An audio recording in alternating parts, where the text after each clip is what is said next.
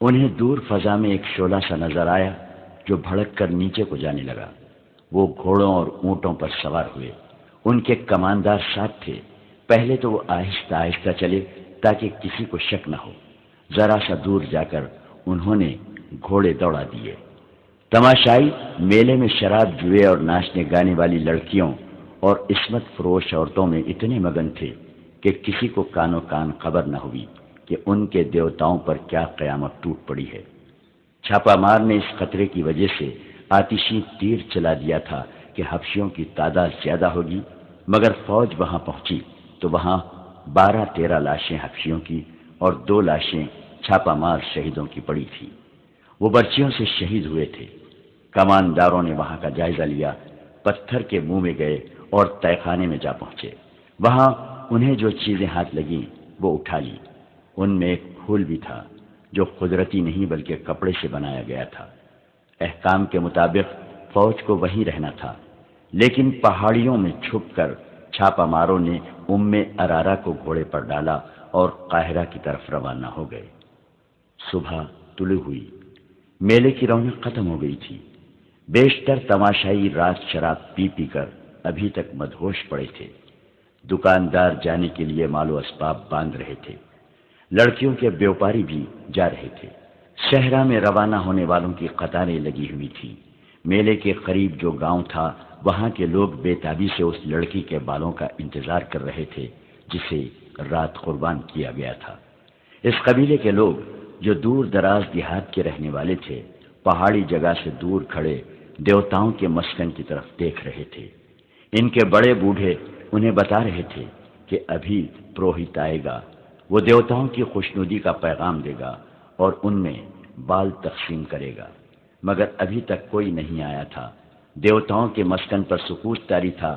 اس منتظر ہجوم کو معلوم نہ تھا کہ وہاں فوج مقیم ہے اور اب وہاں سے دیوتاؤں کا کوئی پیغام نہیں آئے گا۔ دن گزرتا گیا۔ قبیلے کے جن نوجوانوں نے قربانی کی باتیں سنی تھی انہیں شک ہونے لگا کہ یہ سب جھوٹ ہے۔ دن گزر گیا، سورج انہی پہاڑیوں کے پیچھے جا کر ڈوب گیا۔ کسی میں اتنی جرت نہ تھی کہ وہاں جا کر دیکھتا کہ پروہت کیوں نہیں آیا۔ طبیب کو بلا لاؤ، سلطان ایوبی نے کہا۔ لڑکی پر نشے کا اثر ہے۔ ارارا اس کے سامنے بیٹھی تھی اور کہہ رہی تھی، میں انگوک کی ماں ہوں۔ تم کون ہو؟ تم دیوتا نہیں ہو؟ میرا شوہر کہاں ہے؟ میرا سر کاٹو اور دیوتا کو دے دو، مجھے میرے بیٹوں پر قربان کر دو۔ وہ بولے جا رہی تھی مگر اب اس پر غنودگی بھی طاری ہو رہی تھی۔ اس کا سر ڈول رہا تھا۔ طبیب نے آتے ہی اس کی کیفیت دیکھی اور اسے کوئی دوا دے دی۔ ذرا سی دیر میں اس کی آنکھیں بند ہو گئی۔ اسے لٹا دیا گیا اور وہ گہری نیند سو گئی۔ سلطان ایوبی کو تفصیل سے بتایا گیا کہ پہاڑی خطے میں کیا ہوا اور وہاں کیا ملا ہے۔ اس نے اپنے نائب سالار الناصر اور بہاؤالدین شداد کو حکم دیا کہ 500 سوار جائیں، ضروری سامان لے جائیں اور اس بت کو مسمار کر دیں، مگر اس جگہ کو فوج کے گھیرے میں رکھیں۔ حملے کی صورت میں مقابلہ کریں۔ اگر وہ لوگ دب جائیں اور لڑ نہ سکیں تو انہیں وہ جگہ دکھا کر پیار اور محبت سے سمجھائیں کہ یہ محض ایک فریب تھا۔ شداد نے اپنی ڈائری میں جو عربی زبان میں لکھی گئی تھی اس واقعے کو یوں بیان کیا ہے کہ وہ 500 سواروں کے ساتھ وہاں پہنچا۔ رہنمائی اس فوج کے کماندار نے کی جو پہلے ہی وہاں موجود تھا۔ سینکڑوں سوڈانی حبشی دور دور کھڑے تھے۔ ان میں سے بعض گھوڑوں اور اونٹوں پر سوار تھے۔ ان کے پاس برچیاں، تلواریں اور کمانیں تھیں۔ ہم نے اپنے تمام تر سواروں کو اس پہاڑی جگہ کے ارد گرد اس طرح کھڑا کر دیا کہ ان کے منہ باہر کی طرف اور ان کی کمانوں میں تیر تھے، اور جن کے پاس کمانیں نہیں تھیں ان کے ہاتھوں میں برچیاں تھیں۔ قطرہ ہوریز لڑائی کا تھا۔ میں الناصر کے ساتھ اندر گیا۔ بت کو دیکھ کر میں نے کہا کہ فرعونوں کی یادگار ہے۔ حبشیوں کی لاشیں پڑی تھیں۔ ہر جگہ گھوم پھر کر دیکھا۔ 2 پہاڑیوں کے درمیان ایک کھنڈر تھا جو فرعونوں کے وقت کی خوشنما عمارت تھی۔ دیواروں پر اس زمانے کی تحریریں تھیں۔ الفاظ لکیروں والی تصویروں کے مانند تھے۔ کوئی شبہ نہ رہا کہ یہ فرعونوں کی جگہ تھی۔ دیوار جیسی ایک پہاڑی کے دامن میں جھیل تھی، جس کے اندر اور باہر 2-2 قدم لمبے مگرمچھ تھے۔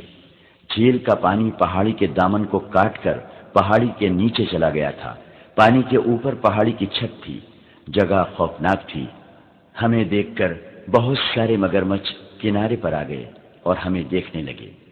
میں نے سپاہیوں سے کہا، حبشیوں کی لاشیں جھیل میں پھینک دو، یہ بھوکے ہیں۔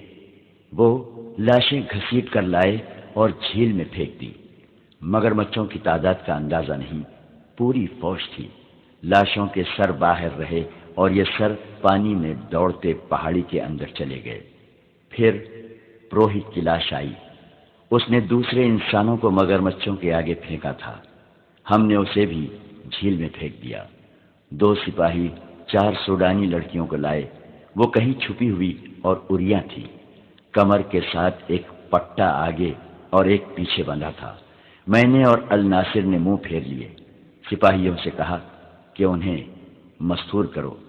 جب ان کے جسم کپڑوں میں چھپ گئے تو دیکھا وہ بہت خوبصورت تھی، روتی تھی، ڈرتی تھی۔ ہمارے ترجمان کو انہوں نے وہاں کا حال اپنی زبان میں بیان کیا، جو بہت شرمناک تھا۔ مسلمان کو عورت ذات کا یہ حال برداشت نہیں کرنا چاہیے۔ عورت اپنی ہو، کسی اور کی ہو، کافر ہو، اسلام اسے بیٹی کہتا ہے۔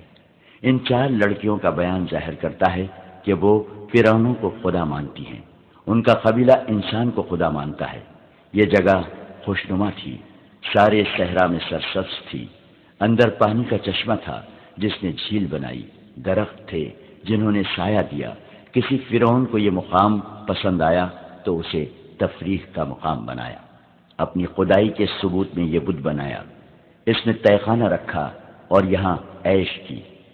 آسمان نے کوئی اور رنگ دکھایا، سورج ادھر سے ادھر ہو گیا، فرعونوں کے ستارے ٹوٹ گئے اور مصر میں دوسرے باطل مذہب آئے۔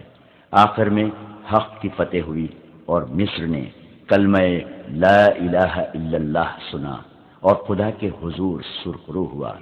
لیکن کسی نے نہ جانا کہ باطل ان پہاڑیوں میں زندہ رہا۔ الحمدللہ ہم نے خدائے عزوجل سے رہنمائی لی، باطل کا یہ نقش بھی اکھاڑا اور اس ریگزار کو پاک کیا۔ اس جگہ کو سواروں کے گھیرے میں لے کر فوج نے پتھر کے اس ہیبت ناک بت کو مسمار کر دیا، چبوترا بھی گرا دیا، تہخانے ملبے سے بھر دیے گئے۔ باہر سینکڑوں حبشی حیران اور خوفزدہ کھڑے تھے کہ یہ کیا ماجرا ہے۔ ان سب کو بلا کر اندر لے جایا گیا کہ یہاں کچھ بھی نہیں تھا۔ 4 لڑکیاں ان کے حوالے کی گئیں۔ 4 کے باپ اور بھائی وہاں موجود تھے۔ انہوں نے اپنی اپنی لڑکی لے لی۔ انہیں بتایا گیا کہ یہاں ایک بدکار آدمی رہتا تھا، وہ مگرمچھوں کو کھلا دیا گیا ہے۔ ان سینکڑوں حبشیوں کو اکٹھا بٹھا کر ان کی زبان میں واز دیا گیا۔ وہ سب خاموش رہے۔ انہیں اسلام کی دعوت دی گئی، وہ پھر بھی خاموش رہے۔ کبھی کبھی شک ہوتا تھا جیسے ان کی آنکھوں میں خون اتر آیا ہے۔ انہیں یہ الفاظ دھمکی کے لہجے میں کہے گئے، اگر تم سچے خدا کو دیکھنا چاہتے ہو تو ہم تمہیں دکھائیں گے۔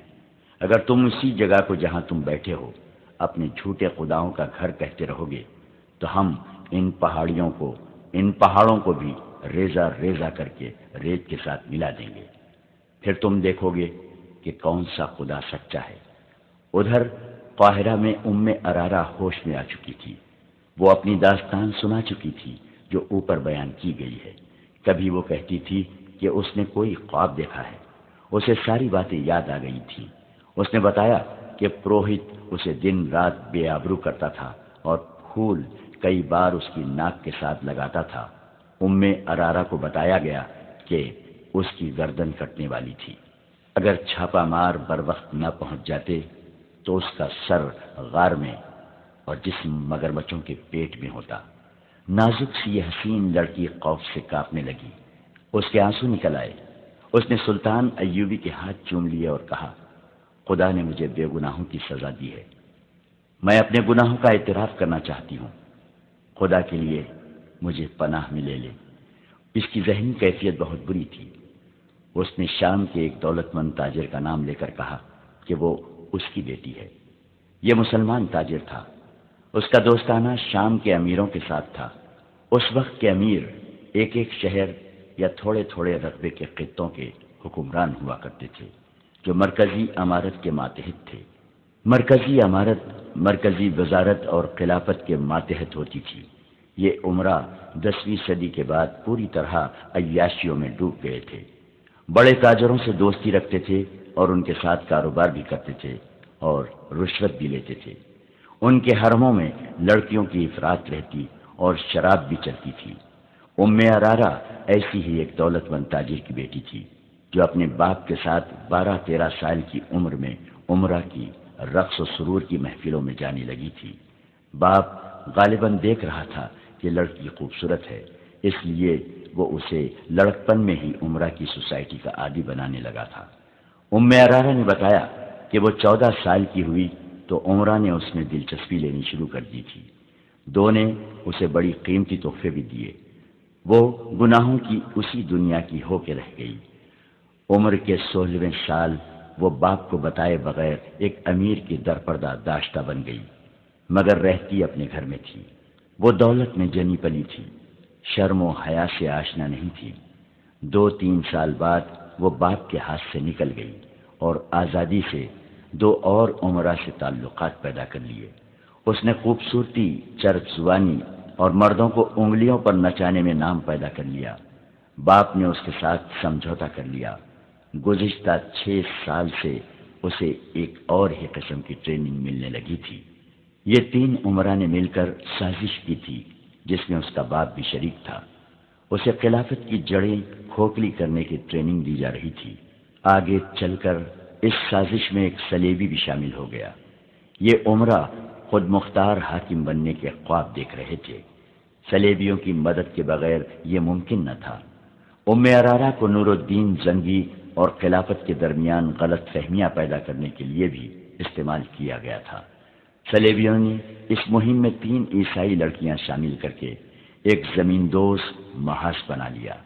انہوں نے جب دیکھا کہ مصر میں صلاح الدین ایوبی نے نام پیدا کر لیا ہے اور اس نے 2 ایسے کارنامے کر دکھائے ہیں جس نے اسے مصر کا وزیر اور امیر نہیں بلکہ بادشاہ بنا دیا ہے، تو ام ارارہ کو خلیفہ العازد کی خدمت میں تحفے کے طور پر بھیجا گیا۔ اسے یہ مہم دی گئی تھی کہ خلیفہ کے دل میں صلاح الدین ایوبی کے خلاف دشمنی پیدا کرے اور سابق سوڈانی فوج کے جو چند ایک حکام فوج میں رہ گئے ہیں انہیں العازد کے قریب کر کے سوڈانیوں کو ایک اور بغاوت پر آمادہ کرے۔ اسے دوسری مہم یہ دی گئی تھی کہ خلیفہ العازد کو آمادہ کرے کہ سوڈانی جب بغاوت کریں تو انہیں ہتھیاروں اور ساز و سامان سے مدد دے، اور اگر ممکن ہو سکے تو صلاح الدین ایوبی کی فوج کا کچھ حصہ باغی کر کے سوڈانیوں سے ملا دے۔ خلیفہ اور کچھ نہ کر سکے تو اپنا محافظ دستہ سوڈانیوں کے حوالے کر کے خود سلطان ایوبی کے پاس جا کر پناہ لے اور اسے کہے کہ اس کے محافظ باغی ہو گئے ہیں۔ مختصر یہ کہ صلاح الدین ایوبی کے خلاف ایسا محاذ قائم کرنا تھا جو اسے مصر سے بھاگنے پر مجبور کر دے اور وہ باقی عمر گمنامی میں گزار جائے۔ ام ارارہ نے سلطان ایوبی کو بتایا کہ وہ مسلمان گھر میں پیدا ہوئی تھی، لیکن باپ نے اسے مسلمانوں کی ہی جڑیں کاٹنے کی تربیت دی اور سلطنت اسلامیہ کے عمرا نے اپنے دشمنوں کے ساتھ ملی اپنی ہی سلطنت کو تباہ کرنے کی کوشش کی۔ اس لڑکی نے خلیفہ العازد کا دماغ اپنے قبضے میں لے لیا اور سلطان ایوبی کے خلاف کر دیا تھا۔ رجب کو وہ اس سازش میں شریک کر چکی تھی۔ رجب نے 2 اور فوجی حکام کو اپنے ساتھ ملا لیا تھا۔ رجب نے اس سلسلے میں یہ کام کیا کہ خلیفہ کے محافظ دستے میں وہ مصریوں کی جگہ سوڈانی رکھتا جا رہا تھا۔ ام ارارہ کو خلیفہ کے پاس آئے ابھی 2-2.5 مہینے ہوئے تھے۔ وہ قصر خلافت پر غالب آ گئی تھی اور حرم کی ملکہ بن گئی تھی۔ اس نے یہ انکشاف بھی کیا کہ خلیفہ سلطان ایوبی کو قتل کرانا چاہتا ہے اور رجب نے حشیش شہن سے مل کر قتل کا انتظام کر دیا ہے۔ یہ محض اتفاق کی بات ہے کہ سلطان ایوبی نے خلیفہ کے بیکار وجود اور عیش پرستی سے تنگ آ کر اس کے خلاف کارروائی شروع کر دی تھی، اور یہ بھی اتفاق تھا کہ ام ارارہ کو وہی لوگ اغوا کر کے لے گئے جنہیں وہ سلطان ایوبی کے خلاف لڑانا چاہتی تھی، اور یہ اتفاق تو بڑا ہی اچھا تھا کہ سلطان ایوبی نے رجب سے محافظ دستے کی کمان لے لی اور وہاں اپنی پسند کا ایک نائب سالار بھیج دیا تھا۔ مگر ان اتفاقات نے حالات کا دھارا موڑ کر سلطان ایوبی کے لیے ایک خطرہ پیدا کر دیا۔ سلطان نے ام ارارہ کو اپنی پناہ میں رکھا۔ لڑکی بری طرح پچھتا رہی تھی اور گناہوں کا کفارہ ادا کرنا چاہتی تھی۔ قدرت نے اسے ایک دھچکا دے کر اس کا دماغ درست کر دیا تھا۔ سلطان ایوبی ٹھنڈے دل سے سوچنے لگا کہ اس سازش میں جو حکام شامل ہیں ان کے ساتھ وہ کیا سلوک کرے۔ دوسرے دن الناصر اور بہاؤالدین شداد فرعونوں کا آخری نشان مٹا کر فوج واپس لے آئے۔ 8 دنوں بعد رات کا پچھلا پہر تھا۔ سلطان ایوبی کے جاگنے میں ابھی کچھ دیر باقی تھی۔ اسے ملازم نے جگا دیا اور کہا کہ الناصر، علی بن سفیان اور 2 اور نائب آئے ہیں۔ سلطان اچھل کر اٹھا اور ملاقات کے کمرے میں چلا گیا۔ ان حکام کے ساتھ ان دستوں میں سے ایک کا کماندار بھی تھا جو شہر سے دور گشت کرتے رہتے تھے۔ سلطان ایوبی کو بتایا گیا کہ کم و بیش 6000 سوڈانی، جن میں برطرف سوڈانی فوج کے افراد ہیں، اور اس وحشی قبیلے کے بھی جس کے عقیدے کو ملیا میٹ کیا گیا تھا، مصر کی سرحد میں داخل ہو کر ایک جگہ پڑاؤ کیے ہوئے ہیں۔ اس کماندار نے یہ عقل بندی کی کہ عام لباس 2 شتر سوار یہ معلوم کرنے کے لیے بھیجے کہ اس لشکر کا کیا ارادہ ہے۔ ان شتر سواروں نے اپنے آپ کو مسافر ظاہر کیا اور یہ معلوم کر لیا کہ یہ لشکر قاہرہ پر حملہ کرنے جا رہا ہے۔ شتر سواروں نے لشکر کے سربراہوں سے مل کر صلاح الدین ایوبی کے خلاف باتیں کی اور کہا کہ وہ بہت سے آدمیوں کو اس لشکر میں شامل کرنے کے لیے لائیں گے۔ یہ کہہ کر وہ رخصت ہو آئے۔ ان کی اطلاع کے مطابق یہ لشکر ادھر ادھر سے مزید نفری کا منتظر تھا اور اسے اگلے روز وہاں سے کوچ کرنا تھا۔ سلطان ایوبی نے پہلا حکم یہ دیا کہ خلیفہ کے محافظ دستے میں صرف 50 سپاہی اور 1 کماندار رہنے دو، باقی تمام دستے کو چھاؤنی میں بلا لو۔ اگر خلیفہ احتجاج کرے تو کہہ دینا کہ یہ میرا حکم ہے۔ سلطان نے علی بن سفیان سے کہا کہ اپنے شعبے کے کم از کم 100 آدمی جو سوڈانی زبان اچھی طرح بول سکتے ہیں، سوڈانی باغیوں کے بھیس میں اس کماندار کے ساتھ ابھی روانہ کر دو۔ کماندار سے کہا کہ یہ 100 آدمی ان 2 شتر سواروں کے ساتھ سوڈانیوں کے لشکر میں شامل ہوں گے۔ یہ 2 شتر سوار سنتری بتائیں گے کہ وہ وعدے کے مطابق مدد لائے ہیں۔ ان کے لیے ہدایات یہ دی کہ وہ لشکر کی پیش قدمی کے متعلق اطلاعیں دیں اور یہ دیکھیں کہ رات کے وقت اس لشکر کے جانور اور رسد کہاں ہوتی ہے۔ سلطان ایوبی نے الناصر سے کہا کہ تیز رفتار گھوڑ سوار چھاپا ماروں اور چھوٹی منجنیقوں کے دستے تیار رکھو۔ میں نے سوچا تھا کہ سیدھی ٹکر لے کر سوڈانیوں کو شہر سے دور ہی ختم کیا جائے۔ الناصر نے کہا نہیں۔ سلطان ایوبی نے کہا یاد رکھو الناصر، اگر دشمن کی تعداد کبھی تم سے تھوڑی ہو تو بھی براہ راست تصادم سے گریز کرو۔ رات کو چھاپا مار استعمال کرو، شب کو مارو، دشمن کو پہلو سے لو، عقب سے لو، ضرب لگاؤ اور بھاگو۔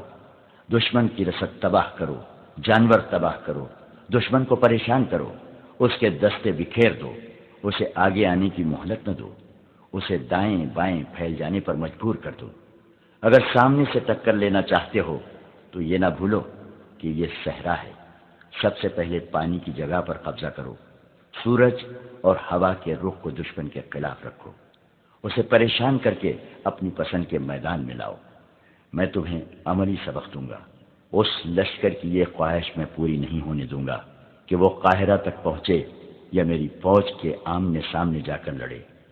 اس نے علی بن سفیان سے کہا تم جن 100 آدمیوں کو لشکر میں شامل ہونے کے لیے بھیجو گے انہیں کہنا کہ وہ سوڈانیوں میں یہ افواہ پھیلا دیں کہ 6-7 دنوں تک صلاح الدین ایوبی فلسطین پر حملہ کرنے کے لیے جا رہا ہے، اس لیے قاہرہ پر حملہ اس کی غیر حاضری میں کیا جائے گا۔ ایسی بہت سی ہدایات اور احکام دے کر سلطان ایوبی نے انہیں بتایا کہ وہ آج شام سے قاہرہ میں نہیں ہوگا۔ اس نے انہیں قاہرہ سے بہت دور ایک جگہ بتائی۔ وہ اپنا ہیڈ کوارٹر دشمن کے قریب رکھنا چاہتا تھا تاکہ جنگ اپنی نگرانی میں لڑا سکے۔ سب نے ملاقات کے کمرے میں ہی صبح کی نماز پڑھی اور سلطان ایوبی کے احکام پر کارروائی شروع ہو گئی۔ سلطان ایوبی تیاری کے لیے اپنے کمرے میں چلا گیا۔ سوڈانیوں کے لشکر میں اضافہ ہوتا جا رہا تھا۔ 2 سال گزرے، ان کی ایک بغاوت پوری طرح ناکام ہو چکی تھی۔ دوسری کوشش کی تیاریاں اسی وقت شروع ہو گئی تھی۔ صلیبیوں نے مدد کا وعدہ کر رکھا تھا اور جاسوسوں کی بہت بڑی تعداد مصر میں داخل کر دی گئی تھی۔ سوڈانیوں کا حملہ ایک نہ ایک روز آنا ہی تھا، لیکن یہ اچانک آ گیا۔ وجہ یہ تھی کہ سلطان ایوبی نے ایک سوڈانی قبیلے کے مذہب پر فوجی حملہ کیا اور اس کے دیوتاؤں کا مسکن تباہ کر دیا تھا۔ یہ وجہ معمولی نہیں تھی۔ مصر میں جو سلطان ایوبی کے مخالفین تھے، انہوں نے اس کے اس اقدام کو اس کے خلاف استعمال کیا۔ سوڈانی فوج کے برطرف کیے ہوئے باغی کمانداروں کو بھی موقع مل گیا۔ یہ سب فوراً حرکت میں آ گئے۔ ان میں مصری مسلمان بھی تھے۔ انہوں نے اس قبیلے کے مذہبی جذبات کو بھڑکایا اور انہیں کہا کہ ان کا مذہب سچا ہے اور اگر وہ سلطان ایوبی کے خلاف اٹھیں گے تو ان کے دیوتا اپنی توہین کا انتقام لینے کے لیے ان کی مدد کریں گے۔ انہوں نے 5-7 دنوں میں لشکر جمع کر لیا اور قاہرہ پر حملے کے لیے چل پڑے۔ جو ادھر ادھر کے لوگوں کو پتہ چلتا تھا، وہ اس لشکر میں شامل ہوتے جاتے تھے۔ 2 شتر سواروں کے ساتھ جب 100 مسلح آدمی اس لشکر میں شامل ہوئے، یہ لشکر سرحد سے آگے آ گیا تھا اور ایک جگہ پڑاؤ کیے ہوئے تھا۔ سلطان ایوبی رات کے وقت اتنا آگے چلا گیا جہاں اسے اس لشکر کی نقل و حرکت کی اطلاع جلدی مل سکتی تھی۔ ان 100 آدمیوں نے حملہ آوروں کے سربراہوں کو بتایا کہ صلاح الدین ایوبی چند دنوں تک فلسطین کی طرف کوچ کر رہا ہے۔ سربراہ بہت خوش ہوئے۔ انہوں نے یہ پڑاؤ 2 دن اور بڑھا دیا۔ اگلی رات سلطان ایوبی کو اس لشکر کی پہلی اطلاعیں ملی۔ اس سے اگلی رات اس نے 50 سوار اور 5 منجنیقیں بھیجی، جن کے ساتھ آتش گیر مادے والی ہانڈیاں تھیں۔ انہیں ایک گھوڑا کھینچتا تھا۔ آدھی رات کے وقت جب سوڈانی لشکر سویا ہوا تھا، ان کے اناج کے ذخیرے پر ہانڈیاں گرنے لگیں۔ مان بعد آتش تیر آئے اور مہیب شعلے اٹھنے لگے۔ لشکر میں بھگدڑ مچ گئی۔ منجنیقوں کو وہاں سے فوراً پیچھے بھیج دیا گیا۔ 50 سواروں نے 3-4 حصوں میں تقسیم ہو کر گھوڑے سر پر دوڑائے اور لشکر کے پہلوؤں کے آدمیوں کو کچلتے اور برچھیوں سے زخمی کرتے غائب ہو گئے۔ لشکریوں کو سنبھلنے کا موقع نہ ملا۔ آگ کے شعلوں سے جہاں اناج کا ذخیرہ جل رہا تھا، وہاں اونٹ اور گھوڑے بدک کر ادھر ادھر بھاگنے لگے۔ سلطان ایوبی کے سوار ایک بار پھر آئے اور تیر برساتے گزر گئے۔ وہ اس کے بعد نہیں آئے۔ دوسرے دن اطلاع ملی کہ سوڈانیوں کے کم و بیش 400 آدمی آگ سے، گھوڑوں اور اونٹوں کی بھگدڑ سے اور چھاپہ مار سواروں کے حملوں سے مارے گئے ہیں۔ تمام تر اناج جل گیا اور تیروں کا ذخیرہ بھی نظر آتش ہو گیا تھا۔ لشکر نے وہاں سے کوچ کیا اور رات ایسی جگہ پڑاؤ کیا جہاں ادھر ادھر مٹی کے ٹیلے تھے۔ اس جگہ شپکوں کا خطرہ نہیں تھا۔ اب رات کو گشتی دستے بھی پڑاؤ سے دور دور گشت کرتے رہے، مگر حملہ پھر بھی ہوا۔ اس کا اندازہ بھی گزشتہ رات جیسا تھا۔ لشکر کے سربراہوں کو معلوم نہیں تھا کہ ان کی 2 گشتی دستے سلطان ایوبی کے چھاپہ ماروں کی گھات میں آ گئے تھے اور مارے گئے ہیں۔ تیر اندازوں نے ٹیلوں سے آتشیں تیر چلائے اور غائب ہو گئے۔ شہر کا دھندلکا نکھرنے تک یہ شپکوں جاری رہے۔ ان سے گزشتہ رات کی نسبت زیادہ نقصان ہوا۔ شام کو علی بن سفیان نے سلطان ایوبی کو اپنے جاسوسوں کی لائی ہوئی یہ اطلاع دی کہ کل دن کے وقت سوڈانی لشکر اس اندازے سے پیش قدمی کرے گا کہ شب کو مارنے والوں کا ٹھکانہ معلوم کر کے اسے ختم کیا جائے۔ سلطان ایوبی نے اپنے قریب کچھ فوج رکھی ہوئی تھی۔ اس نے رات کے وقت حملہ نہ کرایا۔ اسے معلوم تھا کہ اب دشمن چوکنا ہوگا۔ اگلے روز اس نے 400 پیادہ سپاہی سوڈانیوں کے لشکر کے دائیں طرف نصف میل دور بھیج دیے اور 400 بائیں طرف۔ انہیں یہ ہدایت دی کہ وہ آگے کو چلتے جائیں۔ دونوں دستے جنگی تربیت میں سوڈانیوں کے پہلو سے گزرے تو سوڈانیوں نے اس خطرے کے پیش نظر اپنے پہلو پھیلا دیے کہ یہ دستے پہلو پر یا عقب سے حملہ کریں گے۔ سلطان ایوبی کی ہدایت کے مطابق اس کے کماندار اپنے دستوں کو پرے ہٹاتے گئے۔ سوڈانی دھوکے میں آ گئے۔ انہوں نے اپنے لشکر کو دائیں بائیں پھیلا دیا۔ اچانک سلطان ایوبی کے 500 سواروں نے ٹیلوں کی اوٹ سے نکل کر سوڈانیوں کے وسط میں ہلہ بول دیا۔ یہاں ان کی اعلیٰ کمان تھی۔ گھوڑ سواروں کا یہ حملہ اچانک اور بے حد شدید تھا۔ سارے لشکر میں بھگدڑ مچ گئی۔ پہلوؤں سے پیادہ تیر اندازوں نے تیر برسانے شروع کر دیے۔ اس طرح صرف 1300 نفری کی فوج نے کم و بیش 6000 کے لشکر کو بھگدڑ میں مبتلا کر کے ایسی شکست دی کہ صحرا لاشوں سے اٹ گیا، اور سوڈانی قید میں بھی آئے اور بھاگے بھی۔ بھاگنے والوں کی تعداد تھوڑی تھی۔ یہ سوڈانیوں کی دوسری بغاوت تھی جو سلطان ایوبی نے انہی کے خون میں ڈبو دی۔ اب کہ سلطان ایوبی نے ڈپلومیسی سے کام نہیں لیا، اس نے جنگی قیدیوں سے معلومات حاصل کر کے ان تمام کمانداروں اور دیگر حکام کو قید میں ڈال دیا جو درپردہ بغاوت کی سازش میں شریک تھے۔ تقریب کاروں کی بھی نشاندہی ہو گئی، انہیں سزائے موت دی گئی۔ رجب جیسے نائب سالاروں کو ہمیشہ کے لیے قید خانے میں ڈال دیا گیا۔ سلطان ایوبی حیران اس پر ہوا کہ بعض ایسے حکام اس سازش میں شریک تھے جنہیں وہ اپنا وفادار سمجھتا تھا۔ اس نے اپنے معتمد سالاروں اور دیگر حکام سے کہہ دیا تھا کہ مصر کے دفاع اور سلطنت کے استحکام کے لیے سوڈان پر حملہ اور قبضہ ضروری ہو گیا ہے۔ اس نے خلیفہ العزیز سے محافظ دستہ واپس لے کر اسے معزول کر دیا اور اعلان کر دیا کہ اب مصر خلافت عباسیہ کے تحت ہے، اور یہ بھی کہ خلافت کی گدی بغداد میں ہوگی۔ سلطان ایوبی نے ارارا کو 8 محافظوں کے ساتھ نور الدین زنگی کے حوالے کرنے کے لیے روانہ کر دیا۔